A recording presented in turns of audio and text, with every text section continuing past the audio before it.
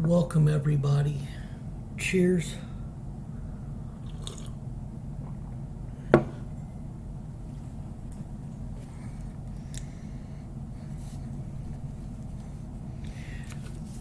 Temple plans. 1 Chronicles 22, 8 through 10. You have shed so much blood in my sight. You will not be the one to build a temple to honor my name, but you will have a son who will be a man of peace. He is the one who will build a temple to honor my name.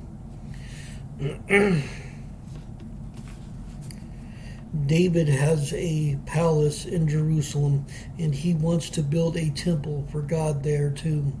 David has the spot picked out, land around a bedrock threshing floor, and he bought from a farmer. Threshing floor he had bought from a farmer. David had already built an altar there. God wants a temple in the city so people can worship him there. But he says he wants it built by a man of peace. David is a man of war. The man of peace who will build the temple is Solomon, David's son and successor.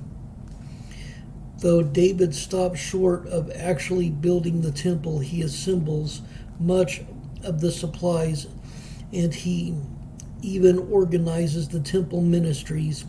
He puts stonecutters to work chiseling blocks from the white limestone native to the area. He imports wrought resident cedar from the forest of Lebanon. He stockpiles bronze for some of the massive temple accessories, such as a water basin big enough to hold 18,000 gallons of water, and he provides a huge supply of nails shaped from the newest, strongest metal, iron. Perhaps most impressive of all, he amasses a staggering inventory of precious metals to decorate and furnish the temple. About 4,000 tons of gold and 40,000 tons of silver. On today's market, when gold sells for $550 an ounce and silver for $10 an ounce, that translates into more than 70 billion in gold and almost 13 billion in silver. Beyond stockpiling temple resources, David calls together the Levites, Israel's tribe, to worship leaders.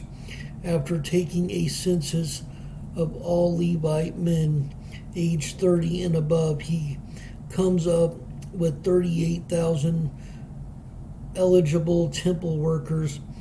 Then he organizes them into what appears to be rotating ministry teams that will take turns serving in the temple. Only descendants of Aaron can serve as priests. The rest will work in other capacities such as administrators, judges, musicians, guards, maintenance workers, and assistants who help priests perform the sacrificial rituals. 1 Chronicles ends with elderly David 40 years into his reign, naming Israel's new king Solomon, the man destined to build God's temple.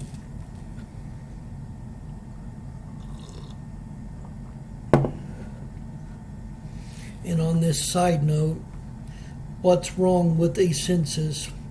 1 Chronicles 21, 1 and 7.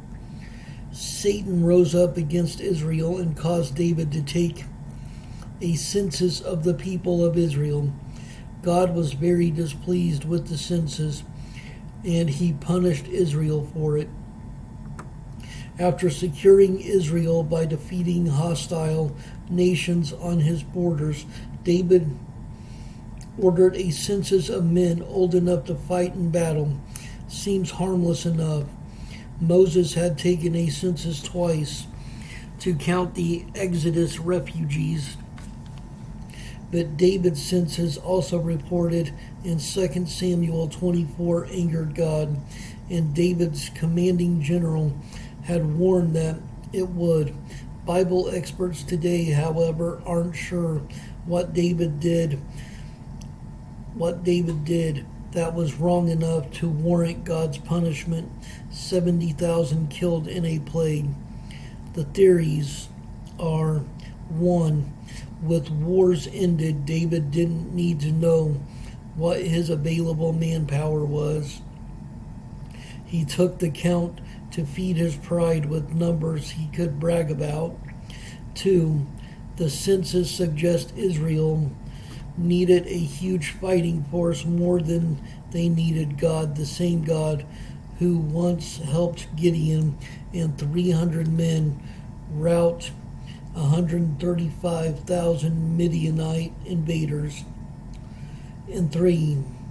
David didn't collect the census tax, which was used in the worship center, a mere 2/10 of an ounce of silver per person.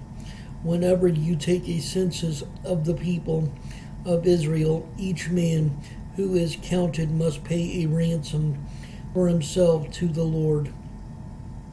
Exodus 30:12. Then no plague will strike the people as you count them.